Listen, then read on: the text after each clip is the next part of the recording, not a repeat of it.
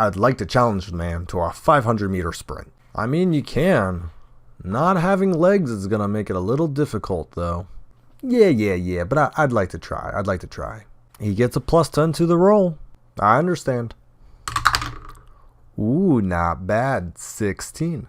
Alright, well, here's his. 15. Both of you start running, or one of you starts running, and I guess a shard, comet, meteorite, something from the sky comes down, striking the man unconscious as you slowly crawl across the finish line, winning.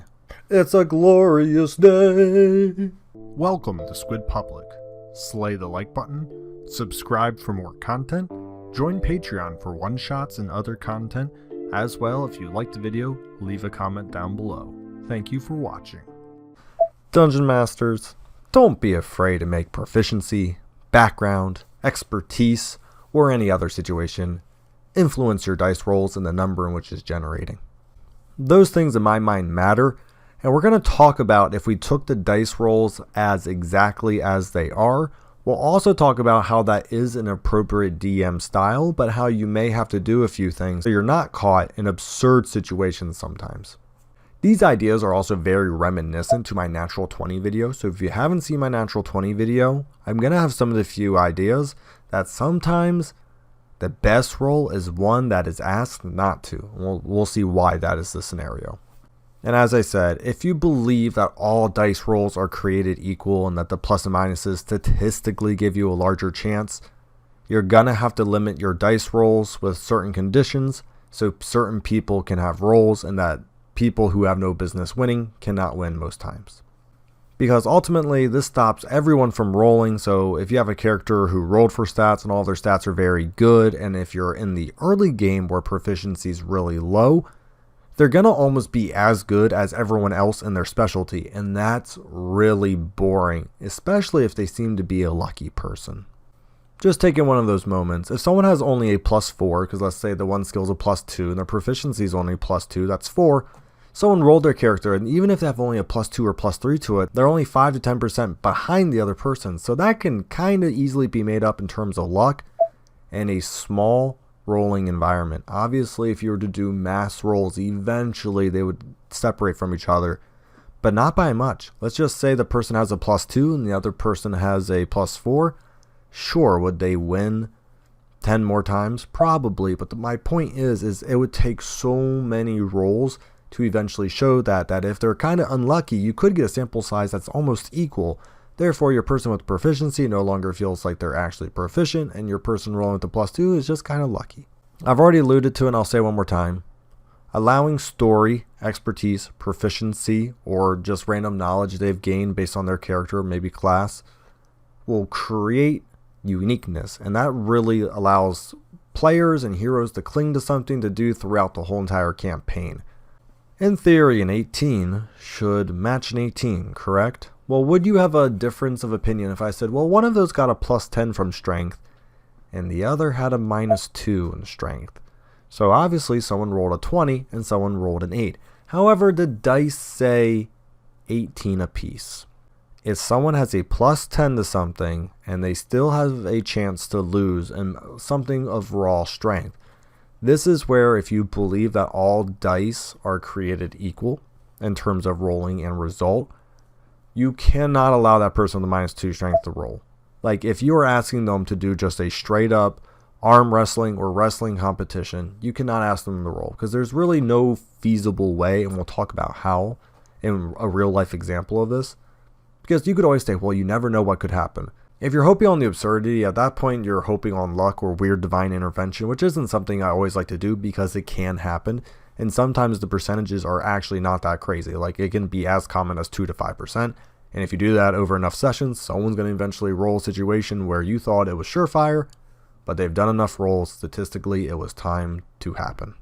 So let's just say if I was to arm wrestle a linebacker in the NFL, National Football League, and let's just say for fun, they have a +5 to strength because they're some of the strongest people alive. And let's just say they have expertise in athletics, so they get a +11. Let's just say I'm an average Joe and I get nothing. I get absolutely nothing. Now, statistically, most times I'm losing. However, according to the true dice values, There are times I could beat that NFL linebacker in wrestling with my very average body. Now you have to ask yourself, does that make sense? Does that make sense that me would be able to go wrestle a linebacker and win, let's just even say 10 out of 100 times? Yeah, probably not. Because on the off chance 5% I roll a 20, there's 40% chance they roll a die that will be lower than that. Once you multiply that out, that is only a 2% chance scenario, but you have to ask yourself, could I beat an NFL linebacker 2 out of 100 times? I know myself. Unless that guy passes out, has some horrible condition, or lets me win because he's tired of wrestling me 100 times and just wants it to get over with, that's the only way I ever win. So this is why I don't like dice values being the dice values exact if you don't weigh them in. The next fun one, that one was more of the physical prowess. Let's talk knowledge. Knowledge is always fun. So let's do religion. Let's say 2 people each roll a 15 on religion check, but someone's proficient or expertise. Doesn't really matter, as long as they're proficient. Do you give the same amount of information if the proficient person only got an 8, but the non-proficient person got an 18? That would be up to you. I would say no. For example, I wouldn't punish the person who got an 18, but they wouldn't get nearly as much information as the person who's proficient. And let me just give you a few things I would give to the 18 non-proficient and the stuff I would give to the proficient.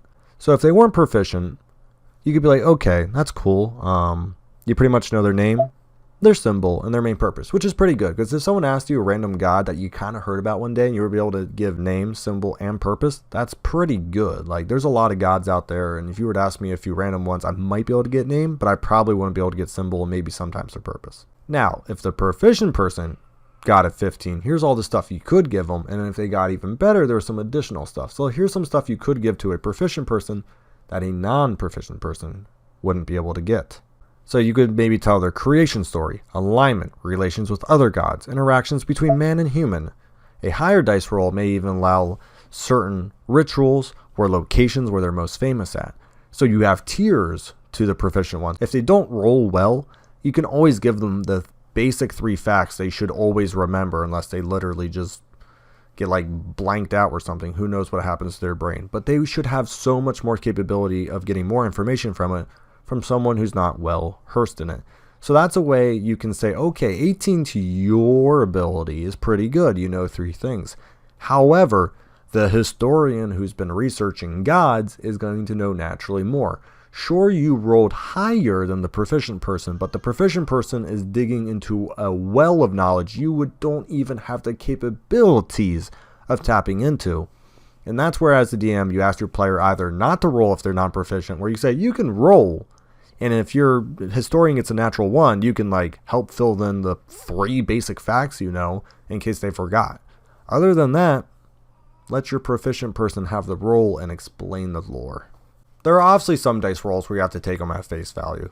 For example, attack rolls, saving throws, beating perception, all that stuff. You don't want to be like, well, I'm going to weigh yours out, because no, let's just, keep them. If it meets it, beats it, attacks are the same. These are mostly for like your knowledge checks and your checks of physical prowess. Like I said, if you're doing like an arm wrestling or a weightlifting, there's just going to be some ways that it's just not physically possible to do the task you're asking. For example, if a strong man's lifting 400 pounds and me walks up and go, I would like to lift 400 pounds, there's like a 5% chance I can do it. No, like let's not even joke around, right?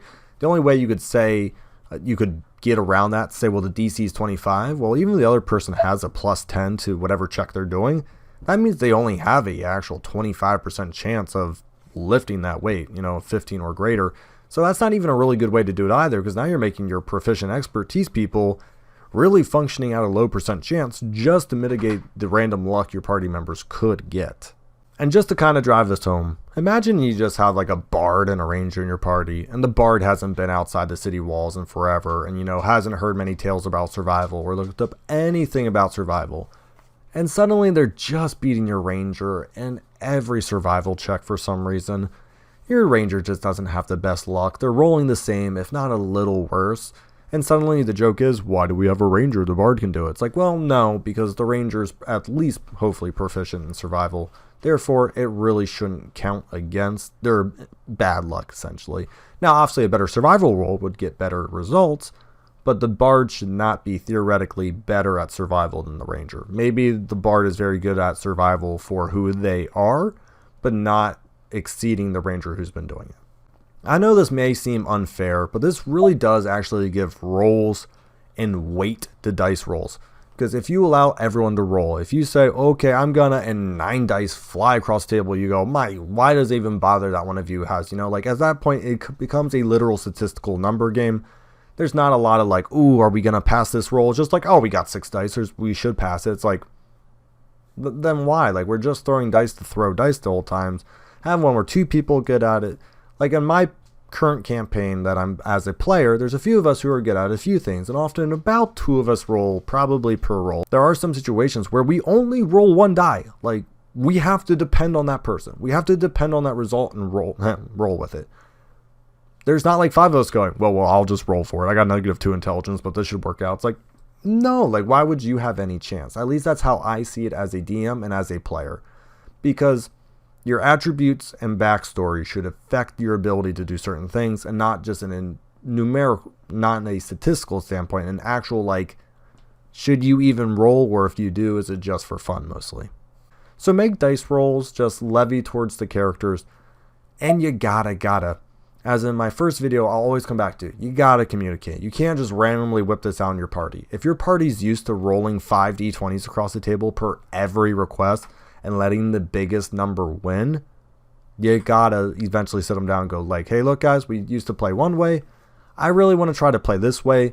It'll create character rolls. It'll create more intense dice rolls because we won't have 5 dice probably statistically averaging out to a good result. Therefore, situations will be more intense because you'll have only a die roll or 2, and people's skills and backgrounds and backstory will actually come into play. It'll actually matter. If someone used to be a stonemason and you're trying to figure out maybe what this stone is or how a building's made, and not just some random guy going, well, I got a 22, so I guess I know more about stones than you do today.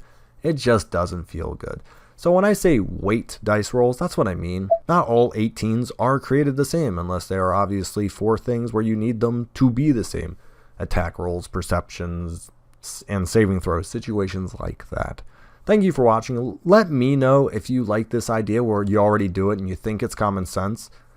When I first started playing, we actually did this. Not the weighted. We did, let's have everyone roll for it, and we realized very quick, oh, this is a terrible idea, because at this point, you almost always pass. And the people who would quote unquote pass for the party was like, why would you know? Like, I played a Goliath, a -1 int, and there was times I would solve int checks. I'm like, no, this is so stupid. Like, I'm not, like, completely dumb, but I'm certainly not the smartest person in the room. Why am I figuring this out? Thank you for watching.